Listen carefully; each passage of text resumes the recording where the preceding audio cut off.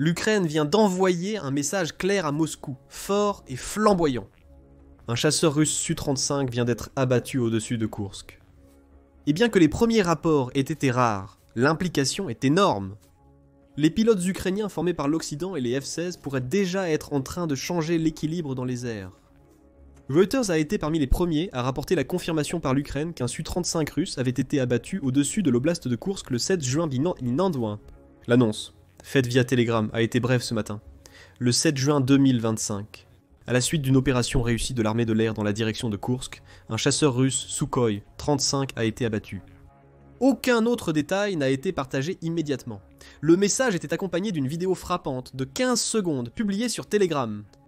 Une épave en flammes. Il s'agirait apparemment du Sukhoi 35 vu à travers l'objectif d'un drone de reconnaissance ukrainien. Une musique entraînante accompagne les images, mais le message est des plus sérieux. Vous pouvez tenir Koursk, mais pas le ciel. Puis, d'autres détails ont commencé à émerger, selon le Kiev Post et Avias Online.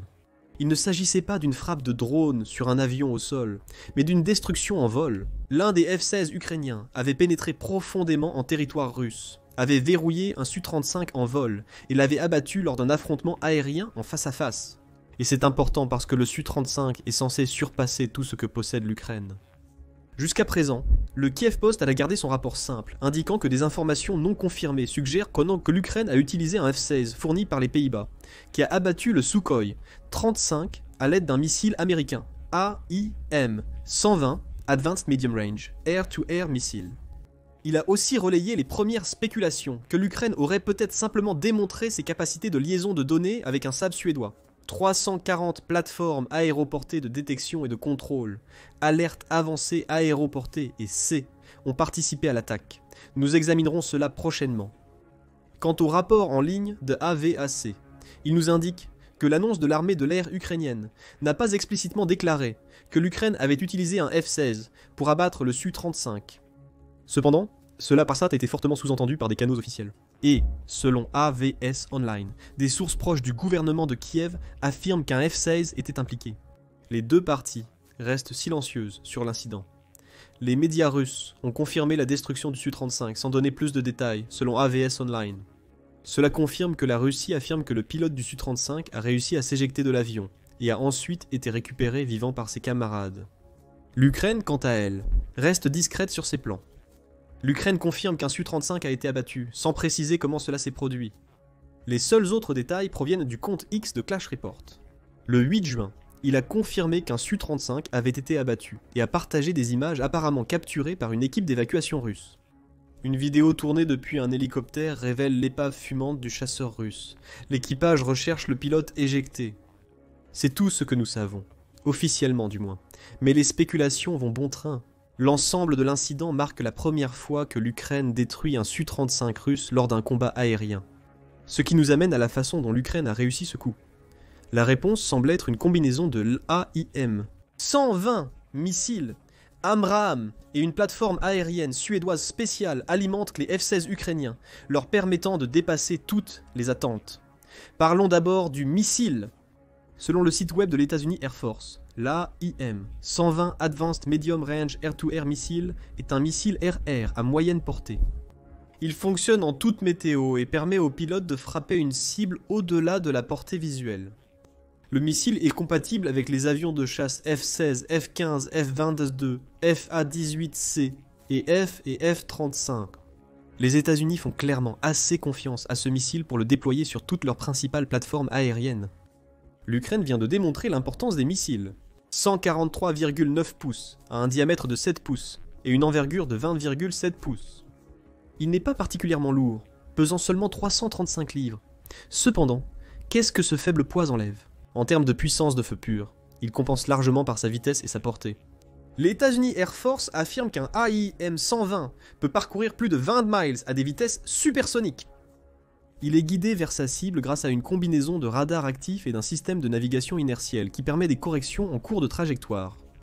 Et lorsqu'il frappe, il libère une ogive à fragmentation explosive qui transperce sa cible.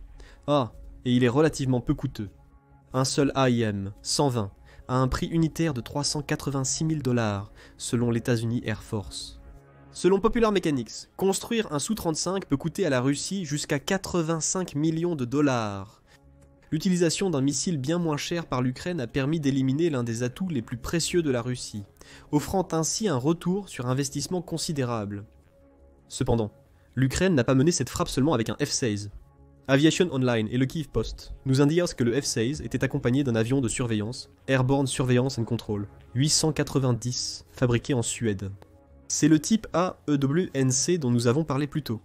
Cela semble avoir été confirmé par le compte TENDRX, qui affirme qu'il est probable que les chasseurs F-16 ukrainiens soient déjà assistés par des appareils de surveillance de type 890. La Suède a annoncé le transfert de 2 avions AEWNC en 2024. Son radar peut suivre des cibles jusqu'à 400 km, 250 miles de distance. C'est l'utilisation de cet avion qui terrifiera le plus Poutine. L'Ukraine équipe ses F-16 de l'Airborne Surveillance and Control 890, leur permettant d'accomplir des prouesses auparavant inaccessibles. Tout dépend du fonctionnement de l'Airborne Surveillance and Control 890. Quand la Suède a envoyé 2 de ses appareils de surveillance à l'Ukraine pour la première fois, RBC Ukraine a publié un rapport détaillant le rapport à la guerre. Il indique que l'Airborne Surveillance and Control 890, également connu sous le nom de S-100 Argus et le SAB 340, l'alerte avancée aéroportée EC, est arrivée dans le cadre d'un paquet d'aide de 1,3 milliard. Cela incluait aussi des chars, des munitions, des missiles RB-99, version sous licence de l'AIM, 120 Advanced Medium Range Air-to-Air Missiles, et 239 véhicules blindés de transport de troupes PBV 302. La Suède fait son maximum pour apporter son soutien en 2024. Cependant, l'Airborne Surveillance and Control 890 a fait la une des journaux. Le ministre suédois de la Défense, Paul Johnson, a souligné l'importance de la contribution de l'appareil à l'Ukraine. Selon Paul Johnson, l'Airborne Surveillance and Control 890 fournira à l'Ukraine de nouvelles capacités contre les cibles aériennes et maritimes. RBC Ukraine rapporte que l'Ukraine va améliorer sa capacité à identifier des cibles à longue distance. Ils multiplieront la force avec l'arrivée des F-16. L'Ukraine semble avoir utilisé l'Airborne Surveillance and Control 890 de cette manière le 7 juin, ici sur Kolorelia. Selon RBC Ukraine, l'avion est doté d'un radar longue portée sur son toit. Et il possède une paire de moteurs turbopropulseurs qui lui donnent une vitesse maximale d'environ 329 miles par heure. C'est relativement lent, du moins en termes d'avion de chasse, mais la vitesse n'est pas le but de l'Airborne Surveillance and Control 890. Il est capable d'atteindre un plafond de vol de 25 000 pieds et peut rester en vol pendant environ 7 heures, permettant à l'Ukraine de déployer un appareil capable de rester longtemps en vol. Il reste hors de vue des chasseurs russes, tout en scrutant le champ de bataille, mais le radar est sa caractéristique la plus remarquable. Grâce à la technologie Active Electronically Scanned Array, ce radar peut ajuster dynamiquement son énergie selon son environnement. RBC Ukraine rapporte que l'Ukraine obtient de la polyvalence avec cet avion. Il peut utiliser un Airborne Surveillance and Control 890 pour balayer une large zone lors d'une recherche initiale de cible, avant de se concentrer sur une zone prioritaire plus petite à frapper. La portée du radar est phénoménale, affirme RBC Ukraine. L'Airborne Surveillance and Control 890 a une portée de surveillance effective d'environ 193 000 miles carrés, ainsi qu'une portée de balayage vertical de plus de 59 000 pieds. Donc, peu importe où va un avion russe, l'Airborne Surveillance and Control 890 peut le repérer. Et toutes les données recueillies par l'Airborne Surveillance and Control 90 peuvent être transmises en temps réel aux avions de chasse qui l'accompagnent. Des chasseurs comme le F-6 ukrainien. L'Ukraine envisage potentiellement une approche en réseau pour ses attaques contre l'aviation russe. Elle n'envoie pas ses F-16 en territoire ennemi à l'aveugle, en les forçant à chercher eux-mêmes des cibles avant de réagir. L'Ukraine connaissait la position du Su-35 grâce à l'Airborne Surveillance and Control 890 qui a partagé cette information tout en restant hors de portée du sous-marin. Une fois la cible acquise, l'Ukraine a utilisé cette information pour déployer un F-16, capable de tirer des missiles hors de portée visuelle afin d'abattre le Su-35. C'est la théorie principale. L'Ukraine n'a pas donné plus de détails à part la destruction du Su-35, menant à des spéculations sur d'autres méthodes utilisées. Défense Express propose d'autres théories dans son rapport du 7 juin. Le média suppose qu'il est possible que l'Ukraine ait déployé des avions de chasse Mirage ou un certain type de système mobile de missiles solaires pour abattre le Su-35. Le Mirage est la moins probable des 3 options, affirme Défense Express. Malgré les performances du Mirage et ses missiles RR Mika à longue portée, leur portée limitée entre 37,3 et 49,7 miles en fait un choix peu probable. Abattre le Su-35 russe aurait été trop risqué. Le Mirage aurait dû s'en approcher de très près, du moins en termes de combat aérien. Selon Défense Express, il est plus probable qu'un système mobile Patriot ait abattu le Su-35. Mais si c'est le cas, l'Ukraine aurait probablement dû toucher le Su-35 au sol ou en surprenant le pilote. Le Su-35 peut effectuer des manœuvres anti-aériennes supérieures aux autres chasseurs russes, comme le Su-34 grâce à sa capacité de charge en jet plus élevée. De plus, l'Ukraine devrait être prête à utiliser au moins un missile Patriot, dont le coût unitaire est d'environ 4 millions de dollars. Une batterie Patriot a été mise en danger en la rapprochant de la frontière de Koursk. Parmi les trois options, le F-16, avec le Airborne Surveillance and Control, 890 suédois, semble être le choix le plus probable. Pour l'instant, nous ne pouvons pas être certains. L'armée de l'air ukrainienne affirme simplement avoir abattu un Sukhoi 35 et en est très fière. L'armée de l'air a partagé un post sur X demandant sarcastiquement « Qui a fait ça ?» Suite à l'annonce, l'Ukraine semble garder ses cartes très près de sa poitrine. Les seuls autres détails que nous avons concernent l'endroit où la frappe a eu lieu. L'Ukraine a abattu le Su-35 au-dessus de la localité de Koursk, à Yurasovo, rapporte la chaîne YouTube Sushamimus. Située près de Koronevo, cette localité semblerait presque sans importance pour la guerre en Ukraine, si ce n'était pour le fait que elle se trouve à 2 pas d'un endroit où il se passe beaucoup de choses, affirme Sushamimus. Koronevo semble être l'une des zones d'où la Russie tente de lancer son offensive vers Soumy, après avoir repris le territoire perdu face à l'Ukraine dans la région de Koursk. C'est peut-être la raison du raid audacieux lancé par l'Ukraine. Abattre un Su-35, le 7 juin, implique que ce chasseur ne pourra pas nuire à l'Ukraine dans sa défense contre l'avancée russe à Soumy. Et cela nous amène à ce que cette dernière frappe ukrainienne signifie pour la guerre. La Russie a perdu un autre avion de chasse précieux, révélant des faiblesses supplémentaires dans l'équipement militaire russe, comme l'a démontré l'Ukraine. Selon Aviation Online, c'est le 8e Su-35 abattu durant la guerre. La Russie ne souffre pas trop de ce problème, car le Kyiv Independent affirme qu'elle en possède environ une centaine dans ses stocks. Si Poutine le souhaitait, il pourrait remplacer le Su-35 perdu, mais cela impliquerait de redéployer un chasseur possiblement prévu pour une autre mission. Cependant, la Russie a maintenant perdu près de 10% de sa flotte totale de Su-35. Et, étant donné le prix de 85 millions que nous avons mentionné plus tôt, ce que l'Ukraine vient d'accomplir avec son F-16 à Koursk signifie que cela a officiellement coûté à Poutine environ 680 millions de dollars, rien qu'en perte de Su-35 au cours des 3 dernières années. Ce sont des pertes que Poutine n'a jamais voulu subir. D'autant plus qu'elles révèlent que la plateforme aérienne la plus avancée de la Russie n'est peut-être pas tout ce qu'on prétend qu'elle est. Des questions se posent désormais sur l'efficacité d'un Sukhoi 35 dans la guerre moderne. En fait, ces questions ne sont pas nouvelles. En avril 2024, le National Interest a publié un article affirmant que la Russie vivait un cauchemar avec le Sukhoi 35. Ce n'était que le début. L'article soulignait que la Russie avait du mal à maintenir une quelconque domination dans l'espace aérien ukrainien depuis le début de l'invasion illégale de Poutine. Le Sukhoi 35 n'est pas à la hauteur des attentes de la Russie, alors qu'il devrait être un avion efficace, selon le National Interest. L'ajout de plans canards et la modification du bord d'attaque de l'aile du Sukhoi 35 devraient lui permettre de gérer des angles d'attaque élevés.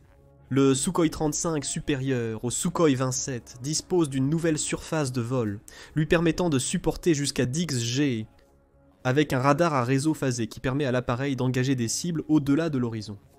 La vitesse maximale de Mach 2,25 et la maniabilité améliorée de l'appareil devraient suffire. Pour esquiver un AIM 120, Advanced Medium Range Air-to-Air Missile, en supposant que le pilote sache qu'un AIM 120 arrive.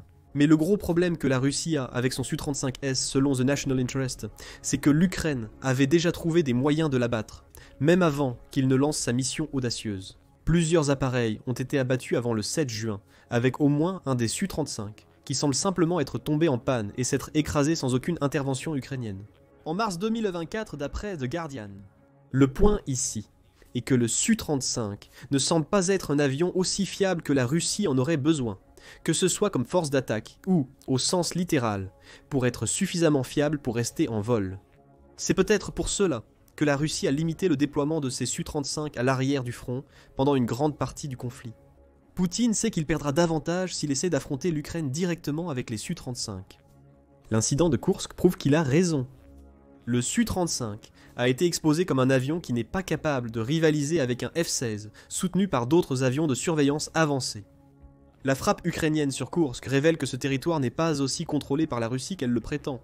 Le 26 avril, la British Broadcasting Corporation a rapporté que la Russie affirmait avoir complètement éradiqué les forces ukrainiennes dans l'oblast, à la suite d'une vaste campagne, qui a commencé lorsque l'Ukraine a contre-invasé la Russie en août 2024. Le média a affirmé qu'un commandant russe de premier plan nommé Valery Gerasimov avait confirmé la reprise du dernier village de Koursk, qui était encore sous contrôle ukrainien, mettant ainsi fin à une saga de 8 mois qui avait laissé Poutine humilié.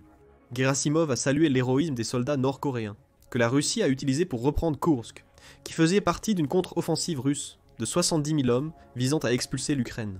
Gerasimov a déclaré que la Russie avait tué ou blessé plus de 76 000 soldats ukrainiens lors de la contre-offensive de Koursk, une affirmation non vérifiée de manière indépendante. Il semble que la Russie ait repoussé l'Ukraine hors de Koursk. Mais le 7 juin, l'Ukraine a prouvé que la Russie n'avait pas autant de contrôle sur l'oblast qu'elle le pensait. Bien que la Russie se prépare à utiliser Koursk comme base pour de nouvelles offensives vers Soumy. L'Ukraine utilise des F-16 pour montrer qu'elle est toujours très déterminée à se battre pour la région frontalière. Et c'est là qu'un autre problème attend Poutine. L'Ukraine devient beaucoup plus audacieuse dans l'utilisation de ces F-16 lorsque l'Ukraine a reçu son premier lot de F-16 en août dernier. Plusieurs pensent que l'Ukraine les utilisera pour sa défense aérienne. Le Conseil de l'Atlantique était de cet avis, écrivant en août qu'un rôle de combat était improbable à ce stade. Et que les F-16 ukrainiens serviront surtout à renforcer la défense aérienne du pays. Cette opinion semblait être confirmée le 27 août lorsque Defense News a rapporté que les F-16 ukrainiens avaient été utilisés pour intercepter des missiles russes lors d'une attaque massive de missiles et de drones qui a visé plusieurs régions ukrainiennes, dont Kiev. Poutine aurait accepté cet usage restreint. Si les F-16 restaient en Ukraine, le pays pourrait poursuivre ses frappes de missiles et de drones depuis l'arrière du front. Les F-16 en élimineraient quelques-uns au large, mais ils sont limités car ils ne peuvent transporter qu'une poignée de missiles. De plus, la Russie pourrait avoir de la chance et abattre des F-16 grâce au nombre de missiles et de drones qu'elle possède. Mais ce que nous venons de voir à Koursk nous montre que l'Ukraine devient plus audacieuse avec ses F-16. Nous avons eu des indices de ce courage croissant en mars, lorsque Euromaidan Press a rapporté que l'Ukraine passait d'une défense pure avec ses F-16 à une combinaison de défense et d'attaque. Cela a confirmé que l'Ukraine avait reçu des F-16 supplémentaires, lui permettant de prendre plus de risques. Et que des photographies récentes à l'époque montraient des F-16 partant en mission, chargés de réservoirs de carburant externe AIM-120 et de missiles Air-Air Sidewinder. Ces indices montraient que l'Ukraine utilisait ses F-16 pour attaquer les forces de Poutine en Russie. Euromaidan a écrit que plus de chasseurs signifie une meilleure protection contre les missiles, des raids aériens plus efficaces sur les positions russes et de meilleures capacités dans les combats aériens. L'arrivée de nouveaux avions de chasse des alliés occidentaux renforcerait la puissance aérienne de l'Ukraine. Poutine vient de goûter à cette nouvelle puissance. Un de ses précieux Sukhoi 35 est désormais une épave fumante dans la région de Koursk. L'Ukraine vient de changer la donne, parce qu'elle a trouvé un moyen de transformer ses F-16 en force d'attaque capables d'abattre les avions russes, supposément plus avancés. Et ce n'est pas la première fois que l'Ukraine transforme ce qui est censé être un équipement militaire obsolète en une force offensive capable d'infliger d'énormes dégâts à la Russie. Et la Panch a également réussi à transformer d'anciens lance-missiles S-200 de l'époque soviétique en monstres qui frappent durement la Russie. Notre vidéo explique ce que l'Ukraine fait avec ses S-200.